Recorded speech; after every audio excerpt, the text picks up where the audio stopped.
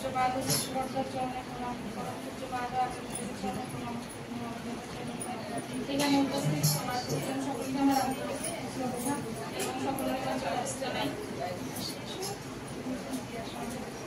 আজকে সবাইকে পেয়ে আমার খুব আনন্দ হচ্ছে। আর প্রথম কথা বলি, কদিন আগেই দিদিদের আসার কথা, কিন্তু বিশেষ অসুবিধার কারণে আসতে পারেনি। কিন্তু আজকে ওই যে বলেন একটা মনের কানেকশন থাকে, তো কেন জানি না আজকে বারে বারে মনে হচ্ছিল খুব আর কি, যে কিছু তো ফোন করলো না, জানালো না, আজকালের মধ্যে যদি আসতো খুব ভালো হতো। তো আর এটা মনে মনে ভাবনা আর কি, কিন্তু প্রকাশ করিনি। তারপর তো এই যে ফোন করেছে, ফোনটা আসাতে না আমার সেই আনন্দ হয়েছে যে মানে মনে মনে ভাবছিলাম এই যে ঠাকুরকে নিয়ে চললে মানে আমাদের যে একটা আন্তরিক টান সৃষ্টি হয়। ঠাকুর বললেন না যে মানে এই যে আত্মার সাথে সম্পর্ক থাকলেই সেটাই হয় আত্মীয়, রক্তের সম্পর্ক থাকলে শুধু আত্মীয় হয় না, যে মানে আত্মার সাথে টান যদি থাকে আত্মীয়তার তখনই হয়, আত্মার সাথে যদি আমার সেই সম্পর্ক থাকে। তো এই যে আমার কেন জানি না মনে হচ্ছিল, আগেই এটা আমি ফিল করছি যে সবাইকে পেলে ভালো হয়, তো তারপরেই ফোনটা আসলো। তো এইটাই হলো আমাদের এই যে দাদা বলছেন যে ভালোবাসার বন্ধনে যেন আমরা এক সূত্রে আবদ্ধ হতে পারি। তো আমার মনে হয় যে আমরা চেষ্টা করছি একটু একটু করে ভালোবাসার বন্ধনে আবদ্ধ হতে।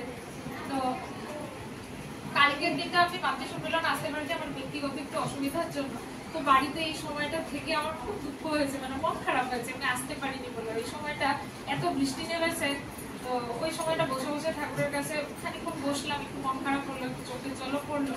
তা করতে করতে হঠাৎ ভাবলাম যে কিছু একটু দেখি বা শুনি। তো এই করতে করতে কিছু কথা শুনলাম দেওঘরেরই, তো সেখানে আলোচনায় কিছু কথা শুনছিলাম। তো আমিও বক্তা নই, বলতে পারি না, খালি ওই যেটুকু শুনি ওটাই মনে রেখে আমার চেষ্টা করি সবার সাথে যদি এটা শেয়ার করে নেওয়া যায়। তো সেখানে শুনছি যে আমাদের কালী ষষ্ঠীমা ছিলেন। কালী ষষ্ঠীমাকে আমরা অনেকেই জানি। তো কালী ষষ্ঠীমার ছেলে যখন কালী ষষ্ঠীমা পাবনা থেকে আসলেন ঠাকুরের সাথে, যখন আসার পরে তার তো ওখানে ব্যবসা ছিল, তো সেই ব্যবসা ছেড়ে দিয়ে যখন এখানে আসলেন, দেওঘরে আসার পর তো কিছুই নেই, তো তিনি কি করবেন, মানে তার ব্যবসা ছিল, এখন একটা কিছু একটা করে আসা জায়গা থেকে হঠাৎ না করাতে একটা কেমন হয়। তো তিনি ঠাকুরের কাছে বলতে, ঠাকুর বললেন যে ঠিক আছে, তোকে ব্যবস্থা করে দেবো তোর সেই ব্যবসা করার জন্য। তো ঠাকুর সেই ব্যবস্থা করে দিলেন, কারখানা খুলে দিলেন। তো সেইটা এবার দেখাশোনা করার জন্য, যে কোনো একটা কাজ শুরু করতে গেলে বা ব্যবসা শুরু করতে গেলে সেই সমস্ত কিছু দেখাশোনা করার জন্য তো একজন মানুষ লাগে। তো ঠাকুর বললেন যে সেই ব্যবস্থাও আমি করে দেবো। তো ঠাকুর এই বলে ওখানেরই একজন দাদাকে আর কি নিয়োগ করলেন যে ওখানের ম্যানেজার হিসেবে।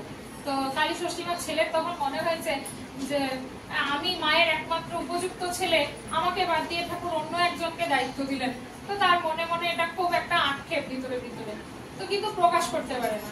তো একদিন সে ঠিক করেছে যে ঠাকুরকে তো কিছু বলতে পারছি না, তাহলে এক কাজ করি, যখন ওই ম্যানেজার যাবে আর কি কারখানায়, তখন তাকে রাস্তার মধ্যে ধরবো, ধরে তার থেকে চাবি টাবি নিয়ে নেবো। তো একদিন তাই করেছে, রাস্তায় তাকে ধরেছে, ধরে চাবি টাবি কেড়ে নিয়েছে তার সাথে জোর জবরদস্তি করে। তো প্রথম তাকে বলছে দেওয়ার জন্য, তো সে তো দেবে না। সে বলছে আমাকে ঠাকুর যদি বলেন, ঠাকুর দায়িত্ব দিয়েছেন, তো ঠাকুর যদি বলেন একমাত্র তখনই আমি এটা দেবো, না হলে আমি দেবো না। তো উনি দেবেন না, ইনিও ছাড়বেন না, যাই হোক ইনি জোর জবরদস্তি করেই কেড়ে নিয়েছেন। এবার ঠাকুরই মানে বিনা কারণেই হঠাৎ কালী ষষ্ঠীমার ছেলেকে ডেকে পাঠিয়েছেন। তো উনি ভাবছেন কি, তাহলে বোধহয় আজকে এই যে ঘটনা ঘটিয়েছি এই জন্যই হয়তো ঠাকুর আমাকে ডেকে পাঠিয়েছেন। তো ওখানে যাওয়ার পরে দেখছেন যে ঠাকুর এই বিষয়ে কোনো কথাই বলছেন না। ঠাকুর ওইখানে অনেক রকম গল্প কথা করছেন। তারপর বলছেন, আচ্ছা পাবনাতে যখন স্টিমার চলতো, তোর এই স্টিমারের কথা মনে আছে? আগে ঠাকুর মনে আছে। তাহলে কেমন করে চলতো? তাহলে স্টিমারটা যখন প্রথম স্টার্ট দিত ওই আস্তে আস্তে করে শব্দ হতো, জোরে জোরে শব্দ হতো না। তারপরে যখন মাঝখানে যেত তখন শব্দটা বাড়তো, জোরে জোরে শব্দ হতো। তো শুরুতে কেমন থাকে ঠাকুর ওটাই জিজ্ঞেস করছেন। তাহলে আগে শুরুতে তো আস্তে আস্তেই শব্দ করে, পরে গিয়ে শব্দটা বাড়তে থাকে। তো এই বলতে বলতে হঠাৎ ঠাকুর তাকে বললেন, আচ্ছা যা তো না তা করতে ঠাকুরকে উনি আর দেখছেন যে ঠাকুরের এত কথোপকথনের মাঝখানে এই প্রসঙ্গটা তার তুলছেন না। তো উনি ব্যাকুল হয়ে উঠেছেন যে এই কথাটা ঠাকুরকে জানাতে হবে। তো উনি তখন নিজে থেকেই বলছেন, আপনি অমুককে দায়িত্ব দিলেন, হ্যাঁ আমি তো মায়ের একমাত্র ছেলে, উপযুক্ত ছেলে, আমাকে কেন দায়িত্ব দিলেন না? এই বলতে ঠাকুর আর কোনো কথা না বলে ওনাকে বলছেন, তাহলে এক কাজ করো, ওইখানে একটা চেরি গাছ আছে, ওই চেরি গাছের সামনে গিয়ে যেটা সব থেকে সুন্দর চেরি ওটা তুই নিয়ে আসবি। তো ওই উনিও গেছেন, গিয়ে দেখে শুনে একটা সুন্দর লাল ঢকঢকা একদম সুন্দর বড় সড়ো হৃষ্টপুষ্ট একটা চেরি তুলে নিয়ে আসছেন। চেরিটা তুলে নিয়ে আসার পর ঠাকুরের কাছে নিয়ে এসে বলছেন আগে ঠাকুর তুলে নিয়ে এসেছি। তো ঠাকুর এবার বলছেন যে এটা মানে এবার বলছেন যে কি করবো। তো ঠাকুর বললেন এবার তুই এটা খা। তো যেই উনি খেতে নিয়েছেন মুখে দেওয়ার পর এত কষা তিতা লেগেছে যে উনি সঙ্গে সঙ্গে ওটা ফেলার জন্য কলের পাড়ে গিয়েছেন, গিয়ে ওখানে ওটা মুখ টুক ধুয়ে পরিষ্কার করে আসছেন। তো ঠাকুর বলছেন কি হলো, তুই এত সুন্দর ফলটা নিয়ে এলি, খেলি না কেন? তো তখন উনি বলছেন আগে ঠাকুর এটা ভীষণ তেতো কষা, এটা খাওয়া যায় না।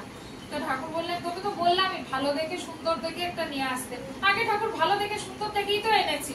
তো ঠাকুর বললেন ওই তো বাইরে থেকে দেখতেই শুধু হৃষ্টপুষ্ট মানে পরিপক্ক এটা হলেই হয় না, বা বাইরের থেকে দেখাতেই সুন্দর বা বাইরের থেকে অভিজ্ঞতা সুন্দর বললেই হয় না, আসলে ভেতরে কতটা কি আছে এইটা বুঝে দেখতে হয়, এইটা বোঝাটাই মানে আর কি আসল বিচক্ষণতা। তো এই কথা শোনার পর উনি আর কিছু বললেন না, তখন বুঝতে পারলেন, চুপ করে গেলেন। তো ঠাকুর আমাদেরকে এইভাবেই শিখিয়েছেন যে কেমন ভাবে আমরা বিচক্ষণ হব যে কোনো বিষয়ে। আর ভালোবাসার কথা বলতে গিয়ে আর একটা কথা মনে পড়ে যে একবার ঠাকুর বাড়িতেই তখন পুজোপাত দাদা ছিলেন, তো তখন থাকাতে ওখানের মেয়েদের থেকেই শোনা একটা কথা যে ওরা একদিন সবাই বসে আছে, ওইখানে একটি মা আসছেন অত্যন্ত কালো, আর উনি খুব ডিপ করে লিপস্টিক লাগিয়েছেন, সাজগোজটা ওনার খুব উগ্র টাইপের। তো মেয়েরা বসে বসে ভাবছে এইরকম ভাবে সেজে গুজে জেঠুর সামনে, ওরা সবাই তো পুজোপাত দাদাকে জেঠু বলে, তো জেঠুর সামনে আসবে, এটা কেমন যেন লাগবে ব্যাপারটা, এটা কেমন আর কি মনে মনে এগুলো ভাবনা চিন্তা করছে। ভাবনা চিন্তা করতে করতে উনি তৎক্ষণাৎ ওই জায়গায় এসে পৌঁছেছেন। পৌঁছানোর পর দাদাকে প্রণাম করেছেন। প্রণাম করতে দাদা ওনাকে বলেছেন সামনে যেতে। উনি সামনে যেতেই দাদা ওনার দুই গালে হাত ধরিয়ে আদর করে ওনার মাথায় হাতটা তুলে খুব আদর করলেন। আদর করে পরে বলছে একজন দাদাকে বললেন যে যা ওকে উপরে নিয়ে যা, বড় বৌমার কাছে নিয়ে যাবে। তো যাই হোক, এবার এই মেয়েগুলো ভাবছে যে এনাকে নিয়ে আমরা মনে মনে এত কথা ভাবছিলাম, আর যেটুকু দেখি একদম আদর টাদর করে একে উল্টা বৌদির কাছে পাঠিয়ে দিলেন। তো এদেরও আমার মনে কৌতূহল যে কি রকম হলো ব্যাপারটা। তো যাই হোক, সেই রাত্রিটা গেল। পরের দিন যখন দেখা হয়েছে ওই মাটির সাথে মেয়েদের, তো তখন দেখেছে সে সুন্দর একটা লাল পেরে শাড়ি পরে সুন্দর তার সাজ পোশাক একদম সুন্দর ভাবে আসছে। তো এদের খুব কৌতূহল যে রাতারাতি কি এমন ঘটনা ঘটলো যে একেবারে একটা রাতের মধ্যে এত মানুষটা এরকম ভাবে চেঞ্জ হয়ে গেল।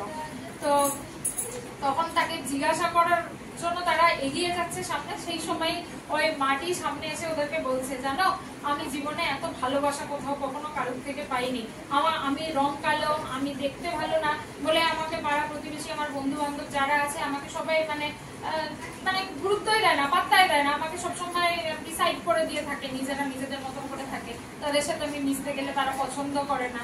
আমি কোনোদিন পরিবারের কারোর থেকেও এত ভালোবাসা পাইনি, কিন্তু কালকে এখানে আসার পরেই পুজোপাত দাদার থেকে আমি যে ভালোবাসা যে আদর স্নেহ পেলাম, যে সত্যি যেন আমার বাবার মতন, আমার বাবা হলে ঠিক যেমন ভাবে আদর করতেন আজকে তার কাছ থেকে আমি সেই সন্তানের মতন স্নেহ আদরটা পেলাম, বাবা ঠিক যেমন ভাবে সন্তানকে আদর করে।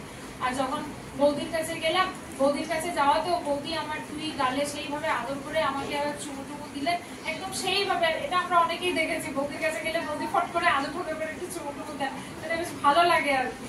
তো ওনারও খুব ভালো লেগেছে, এতটা আদর পেয়েছেন, বৌদি এত আদর করেছেন। বৌদি তাকে শাড়িটা দিয়েছেন পরার জন্য, তো ওই শাড়িটা বৌদি দিয়েছেন।